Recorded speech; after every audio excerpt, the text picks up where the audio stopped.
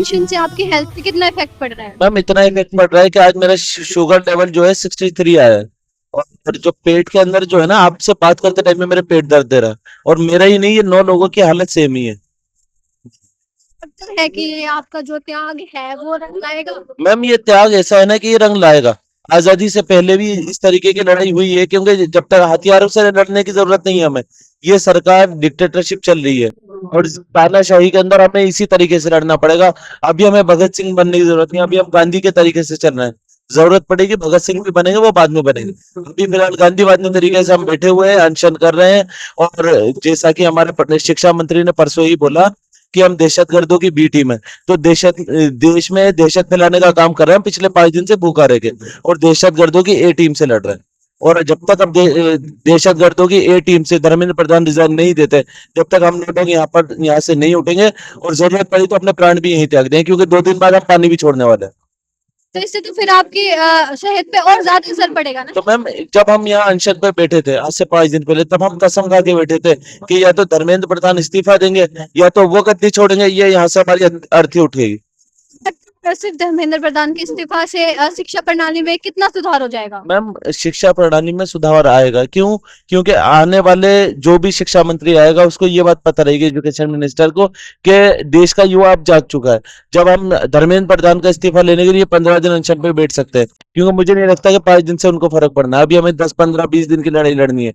अगर देश का युवा 5 दिन भी अगर शिक्षा मंत्री के इस्तीफे के लिए बैठ सकता है, और यहाँ से वहां तक हम 23 लोग हैं, अगर हम 23 लोग हैं, आने वाले दिनों में हम 50 से ऊपर हो जाएंगे।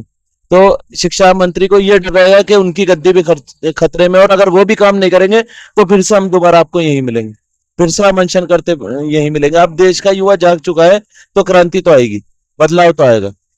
आपने कहा कि हम 15-20 दिन तो बैठेंगे ही बैठेंगे, तो इसके लिए आप मानसिक रूप से तैयार हैं? बिल्कुल, जब मैंने बोला है तो मैं मानसिक रूप से तैयार हूँ, क्योंकि 15-20 दिन क्या, हम 1 महीने का तो टारगेट लेके बैठे हैं कि 1 महीने तो ये लोग हमारी बात नहीं सुनने वाले। 1 महीने के बाद देखा जाए, और हो सकता है 1 महीने से पहले पहले हम में से 2-4 की मौत भी हो जाए, तो हम उसके लिए भी तैयार हैं।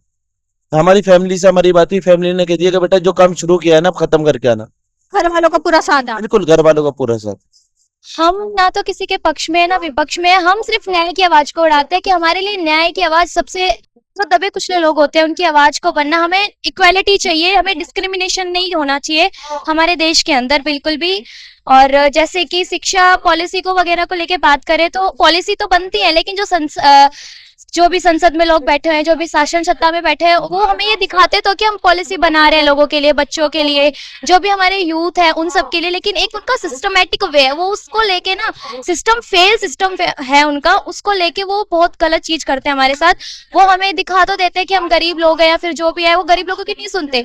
गरीब लोग हैं कि इनको कुछ पढ़ना लिखना आता नहीं है, समझ में आता नहीं है, ये जो भी करेंगे या हम जो भी करेंगे उसको एक्सेप्ट कर लेंगे।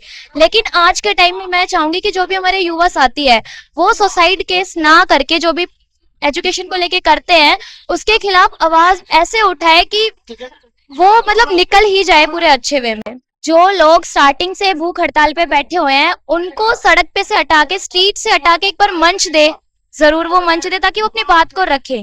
सर आपके यहाँ आने का क्या कारण? मेरा यहाँ आने का कारण बिल्कुल सिंपल सा था कि जो लोग प्रोटेस्ट कर रहे हैं, एक तो बड़ा मंच आप देख रहे हैं, वहां प्रोटेस्ट चल रहा है, लेकिन उससे पहले ये लोग भूख हड़ताल पर है। लेकिन इस भूख हड़ताल को उस मंच पर नहीं साझा किया जा रहा है। जो लोग बराबर इस देश के अंदर आवाज उठा रहे हैं, आवाज को, मूवमेंट को गति दे रहे हैं, तो इनके साथ ही भेदभाव यहाँ चल रहा है। तो इनको भी उस मंच पे लगाया जाए। ऐसा के लोग तमाम तरीके से फर्स्ट डे से इस आंदोलन के अंदर है, तो आज फर्स्ट डे के लोगों को मैं समझ रहा हूँ कि कहीं ना कहीं एक दूर कर दिया गया है। तो हम लोग उनसे मिले हैं, इनकी हालत खराब होती जा रही है। 2 लोग तो हॉस्पिटलाइज हो चुके हैं और अभी 22 लोग भूख हड़ताल पर है। ये सरकार, ये देश के लोगों को दिखाई नहीं दे रहा है। देश के लोग, सरकार, मैं समझता हूँ कि दूर है, ये मंच के लोगों को दिखाई नहीं दे रहा है। सीजीपी की एक कमी देखने को मिल रही है। दिख रही है। जब आप और हम, कोई व्यक्ति कोई आंदोलन में साथ है, शरीक है, जरूर से स्टार्टिंग से हम लोग साथ हैं, तो हमें भी तो बराबर का उनको सम्मान देना पड़ेगा, बराबर को हम लोगों को उनको मतलब स्थान देना पड़ेगा। तो आप अपने स्थान के अंदर भेदभाव कर रहे हैं। कल बारिश आई है, सुबह बारिश आई है, आपका वोटर प्रूफ है, इन लोगों का जो है बिना वोटर प्रूफ है, तो इनको भी तो उस मंच पे शेयर किया जाए भाई। जैसे कि मैंने अभी कुछ लोगों से बात की, मैंने उन लोगों से पूछा कि दीपके सर या बाकी लोग आपको कितना साथ दे रहे हैं, तो उनका कहना था कि सब हमारे बिल्कुल साथ दे रहे हैं, हमसे पूछ रहे हैं, हमारा मेडिकल हो रहा है टाइम टू टाइम। मेडिकल तो मैडम आप भूख हड़ताल बैठोगे तो मेडिकल तो आपका टाइम टू टाइम होगा ही। या जंतर मंतर है, दिल्ली का बड़ा मंच है, यहाँ पर तो ऑटोमेटिक सारी डॉक्टर की टीम आएगी, सब कुछ आएगा, लेकिन साथ कितना दे रहे हैं, साथ बोलने साथ नहीं होगा ना, भेदभाव दिखाई दे रहा है, तो वो ना हो। हम तो उसकी डिमांड करने, उसको देखने हम लोग आज यहाँ पहुंचे थे, और हम लोग चाहते हैं कि भाई देश के अंदर बदलाव हो, कोई हर कोई चाहता है देश के अंदर बदलाव हो, तो उस बदलाव का हिस्सेदार हम लोग बनने के लिए आए, लेकिन तमाम तरीके से इस देश के अंदर जो मूवमेंट चल रही है, जो गति चल रही है, उसके अंदर भेदभाव ना हो, तो आज भेदभाव दिखाई दे रहा है यहाँ पर।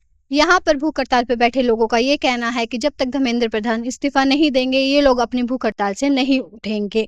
आगे की अपडेट्स के लिए बने रहिए, देखते रहिए जेन ज़ी वॉइस। मैं रश्मि, धन्यवाद।